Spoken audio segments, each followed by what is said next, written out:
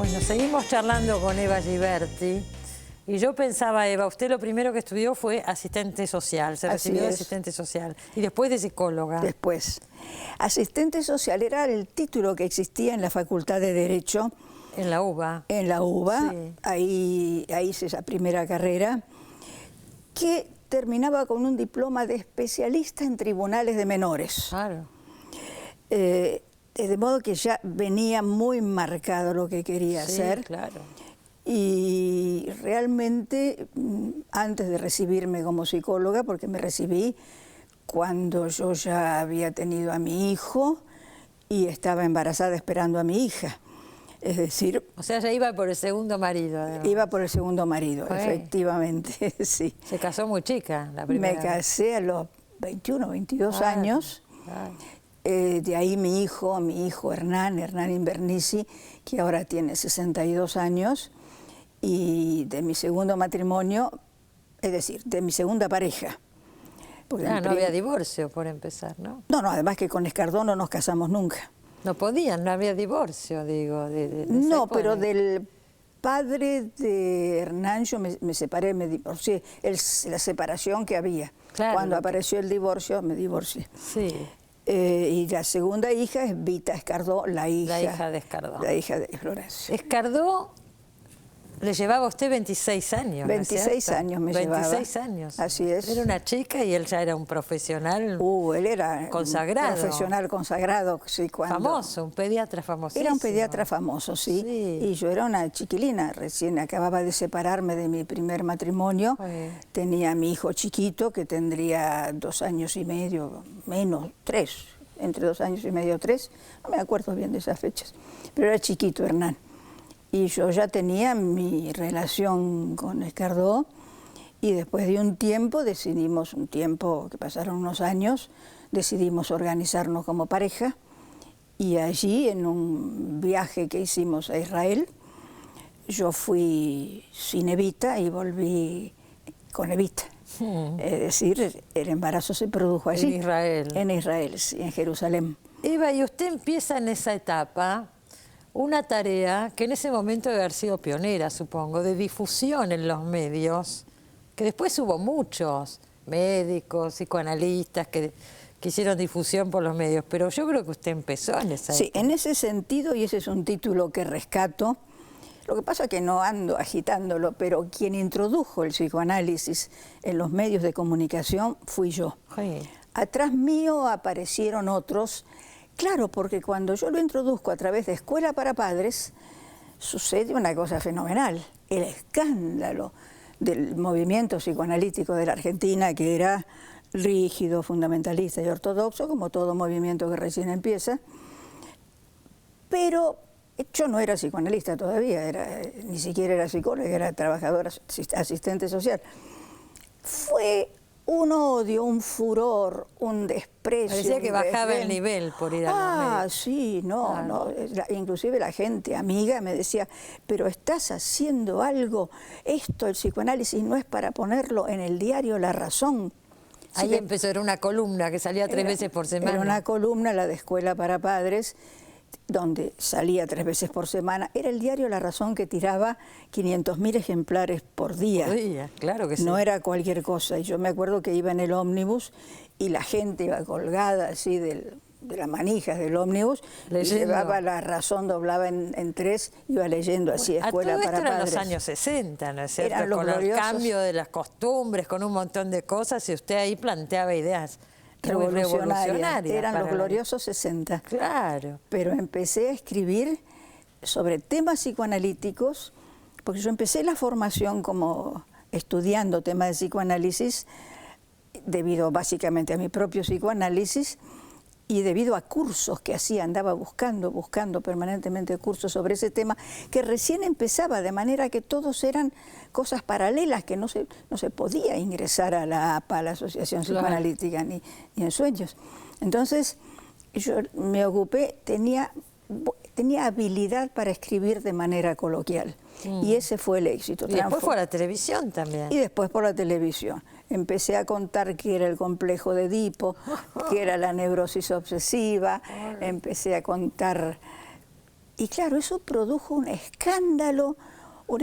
Claro, cuando empezaron a ver que además eso producía dinero, porque me contrataban de todas partes, se les fue el pudor ético. Y todos querían salir en los medios. Todos querían, y hoy en día no sé, nadie se acuerda del espanto que produjo Eva Giberti cuando a fines del 50, 58, 59, 60, empezó a ir a los medios de televisión y escribir en las revistas de o para mujeres. Claro, las revistas femeninas. Y también estuvo en Buenas Tardes, Mucho Gusto en la televisión. Estuve años en programas así muy populares. Así es, hablando de temas psicoanalíticos. Pero yo nunca me olvidaré los malos ratos que me hicieron pasar aquellos viejos psicoanalistas que realmente no habían aprendido mucho del psicoanálisis, porque Freud fue un gran divulgador. Claro. Empezó siendo un gran divulgador y contándole en sus conferencias a la gente de la calle, a la gente que iba a las conferencias, explicándoles cosas terribles como la sexualidad de los niños, que no solamente la explicaba en la academia para producir escándalo, sino que le explicaba a la gente los mecanismos humanos del psiquismo. Freud fue un gran divulgador. Ahora, aquellos psicoanalistas de aquella época, fanáticos, que no voy a mencionar, pero los recuerdo muy bien, estaban indignados. ¿Y Escardó qué decía? Espérate, salvo una excepción, la negra Verasturi. La negra Verasturi... Era la mujer de Pillon Rivière. Era la mujer de Pillon, estaba separada en ese entonces de Pillon. Me llamó y me dijo, Eva, yo quiero que usted trabaje con nosotros porque usted hace un trabajo importantísimo en los medios de comunicación. Entonces yo quiero que usted forme parte de mi grupo. De manera que yo debo decirlo, fue la única de los psicoanalistas que la vio clarita, ¿no? ¿Y Escardó? No, Escardó al principio lo tomó con soda. Mucho no le gustaba, pero bueno, yo tenía una independencia económica, además de ese modo, pero mucho no se oponía porque a él también le gustaba participar en los medios. Y lo hacía muy bien, por otra parte. ¿Estuvieron juntos en la televisión o no? Fue famoso eso. Claro, pues yo era bastante chica, debo decir, en esa época. Entonces me acuerdo más o menos de estas cosas. Canal 9. Canal 9 con Romay. Una noche nos invitó, a Escardó y a mí, Alejandro Romay, a cenar. Con su mujer, y nos invitó a cenar a un restaurante que yo no sé si existe, estaba metido en el medio de los bosques de Palermo. No era ese el del Ciervo, era otro que estaba metido en los bosques de Palermo. Y Escardó y yo no sabíamos, el director de Canal 9. ¿Qué querrá de nosotros? ¿Qué querrá?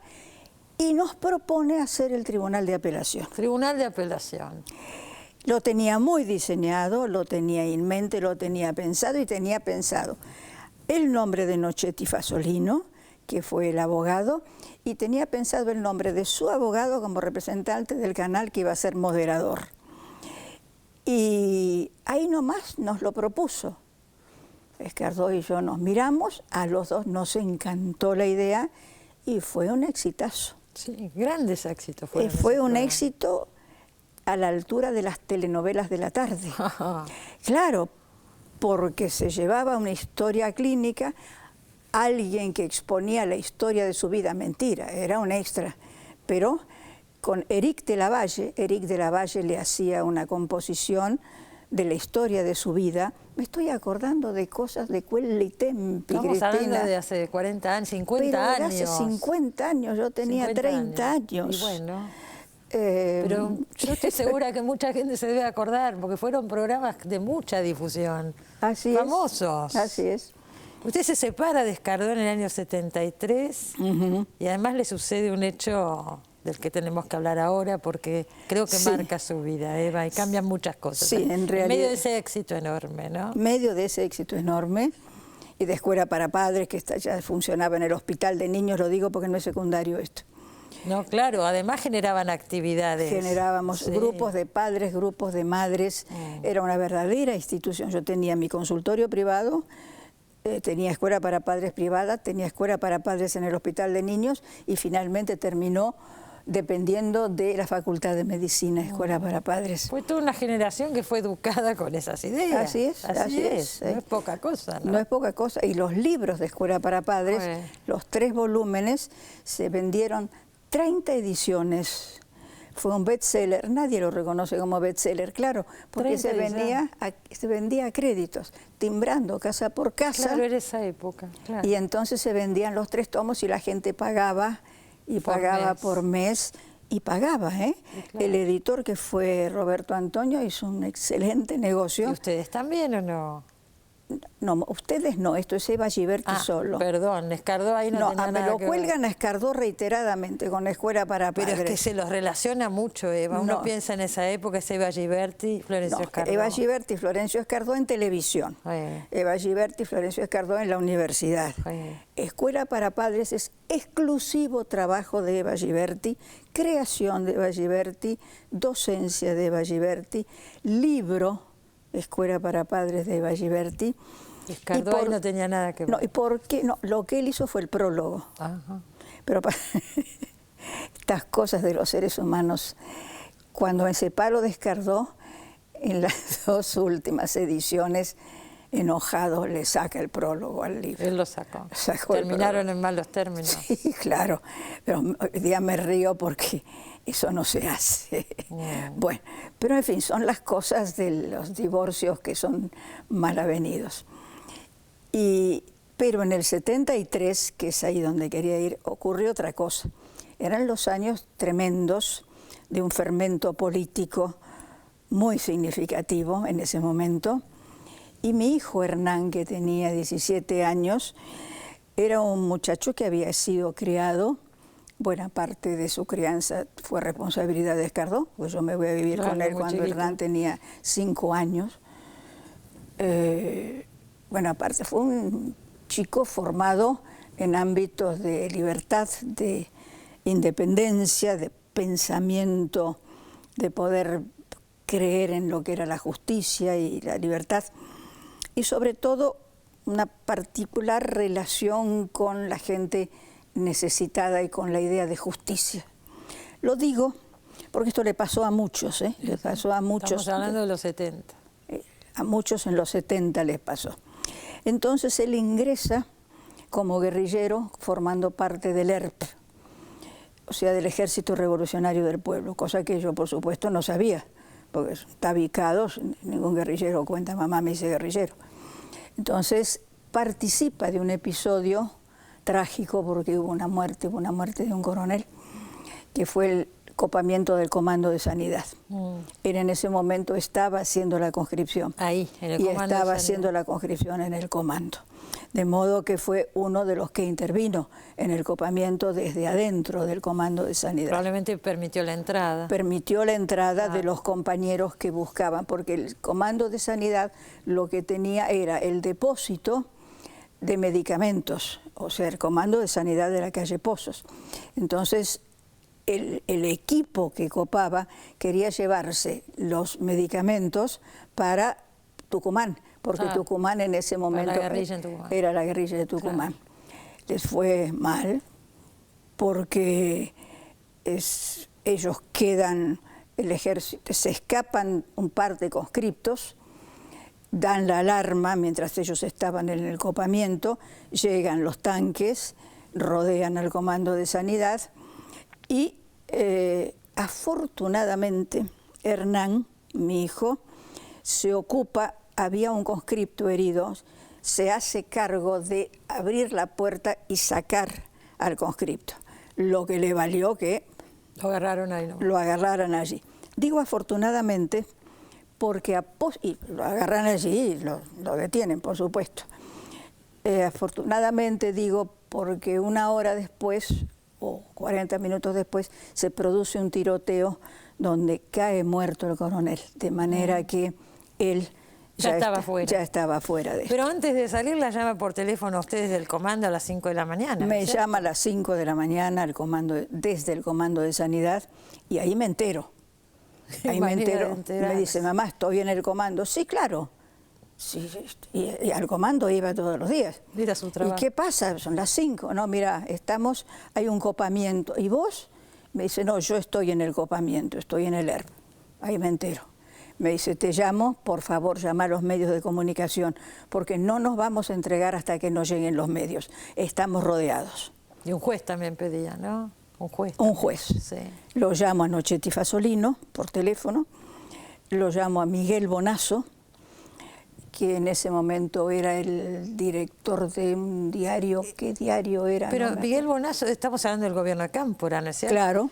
Era el vocero de Cámpora. Era el Miguel vocero de Bonazo. Cámpora. Claro. Pero Miguel Bonazo era muy amigo mío porque cuando yo hice escuela para padres en teatro...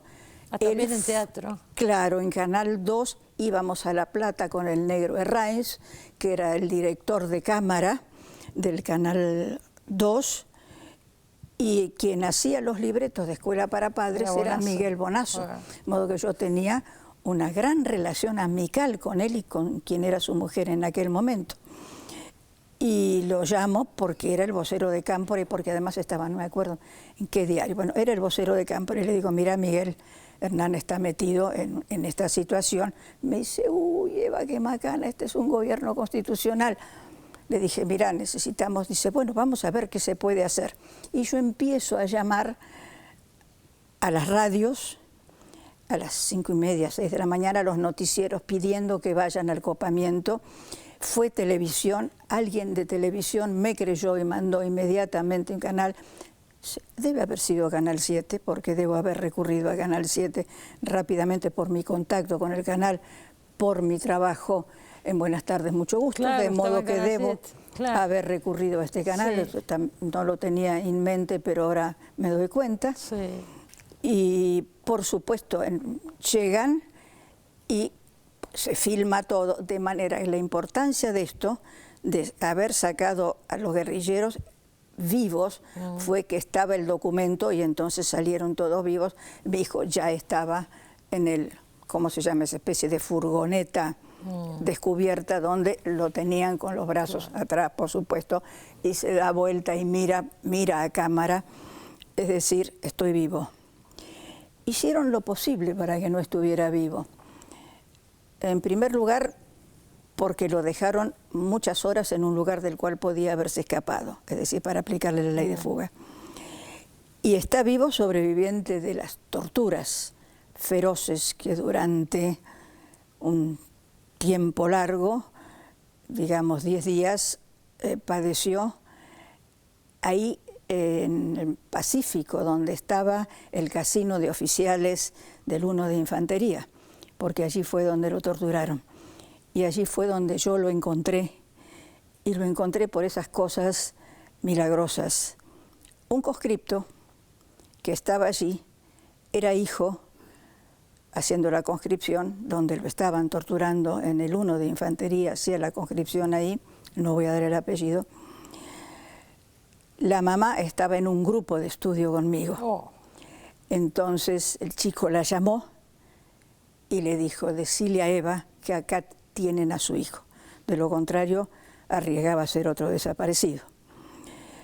Y usted se fue para allá, se fue al comando. Y yo me fui al comando. Me acompañó, porque estas locuras se hacían en aquellos tiempos.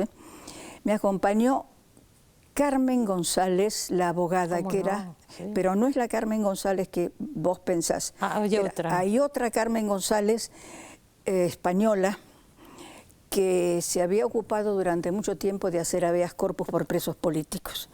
Era muy amiga mía. La llamé y me dijo, pero sos loca, ¿cómo te vas a ir sola al comando de sanidad? Me digo, ¿a vos te parece? Pero no, yo te acompaño. Y ahí nos fuimos las dos a tocar el timbre. Entramos por la puerta de Pacífico. Y entonces yo llevaba, no se sabía esto, ¿no? ¿Qué iba a saber? Llevaba una bolsita con un cepillo de dientes, una toalla, pasta de dientes, jabón, un par de medias. No tenía idea de lo que esto podía ser. Y cuando me estoy identificando en la caseta de entrada, para un auto, porque no que yo decía, mi hijo está acá, pero del otro lado, sobre Dorrego, el casino de oficiales, no está en la parte de Juan B. Justo, claro, donde está la entrada al regimiento, sino es el casino de oficiales por la parte de Dorrego. Para un auto y un militar saca la cabeza y me dice, doctora. Me doy vuelta, era un coronel que me dice, ¿qué hace usted acá? ¿Cómo es que pasó esto? Venga, suba, suba. La conocía de la tele. Había educado a sus hijos con escuela para padres. Dijo, ¿cómo a usted le pasó esto, doctora? Claro, ahí viene esa parte, ¿no? Usted que nos explica cómo educar a nuestros hijos y le pasa esto. Por eso dije que pertenecía a la generación de los jóvenes educados, mejor dicho, de los jóvenes que crecieron creyendo en la justicia, en la libertad, en la distribución de la riqueza, ERP, sobre todo el ejercicio de la distribución de la riqueza. Yo voy a decirle una de las cosas que indignaban a mi hijo haciendo la conscripción, era que él veía cómo el capitán, porque él era dragoneante además allí, como el capitán y los oficiales de rango, la carne que llegaba para los conscriptos, no solamente la usaban para ellos, sino que la vendían. Y volvía indignado a mi casa. Es decir, había todo un fermento que determinó que muchos de estos jóvenes que después ingresaron a la guerrilla, a los que hay que entender, no es que eran loquitos sueltos, eran individuos que luchaban por un ideal de país, por algo absolutamente equivocado desde esa perspectiva, porque no voy a hacer acá la glorificación de la guerrilla. El mismo Hernán, ¿no es cierto? Invernici después hizo una especie de... Invernici fue uno de los redactores de la autocrítica del ERP. Claro, por eso fue digo. uno de los redactores. Sí. Él estuvo acá en el programa con un libro que salió hace un par de años que se llamó Un golpe a los libros. Así es. El ataque a la cultura durante la última dictadura con Judith Goscioli estuvieron acá. Su hijo Hernán. Tiene varios libros, tiene Un golpe a los libros son tuyos. Es decir, y el último... Hay que invitarlo a él para que hable del último, porque no me acuerdo del nombre del último. Está acá en la Argentina él. Está acá en la Argentina, es un libro de investigación acerca de la censura, desde el comienzo de la censura en la Argentina, es de Capital Intelectual el libro, comienzo de la censura en la Argentina hasta la primera década del peronismo. Es interesantísimo, porque terminó siendo un investigador. Bueno. Y un escritor. Ahora, yo sé perfectamente que usted, Eva, pasó desde ese momento, del 73, hasta la vuelta a la democracia en el 83, no solamente sufrió por su hijo preso, sino que usted profesionalmente también tuvo que pagar varias cosas, ¿no es cierto? Perdió lugares, perdió espacios, perdió todo. Perdí desde, menos la Universidad de Belgrano. En la Universidad de Belgrano me quedé, ahí no me echaron, pero después perdí mi trabajo en todos los medios de comunicación y paradojalmente mi consultorio se mantuvo perfectamente equilibrado. Por suerte. Es decir, tenía la gente por ese lado. No desconfió de mí, más aún me confiaban sus hijos adolescentes para trabajo en psicoterapia. Pero ¿no? todo el trabajo académico y el trabajo en los medios trabajo académico fue duro, pero salvo el trabajo académico en la Universidad de Belgrano. Todo lo demás. Pero dejaron de invitarme a congresos, a jornadas, a dar clases especiales. Eva Giberti se borró y el teléfono de mi casa dejó de sonar. Claro, así sucedió en los primeros tiempos, que era lo que yo no entendía, porque que después, durante el terrorismo de Estado, esto se entendiera, yo podía comprenderlo, pero que en los dos primeros años... Claro, 73, 74, 73, 74, esto se terminó. Y yo vuelvo a decir, tenía que explicar que el error había sido buscar un cambio de gobierno con la lucha, además un gobierno democrático, con la lucha armada. Tenía que explicar todo esto y tenía grandes discusiones con mi hijo también. En la cárcel, estuvo 13 años en la cárcel. Sí, 13 años. En realidad 12 años y 8 meses. Bueno, Eva, a esa edad, ¿no? Y a esa edad, sí. Pero tengo que hacer otro corte, sí. Lo digo porque que quede claro que no es la reivindicación de la lucha armada. Creo que se entendió. Que quede claro, pero sí la comprensión de qué pasaba con estos muchachos en esa época, ¿no? Enseguida volvemos, no se vaya.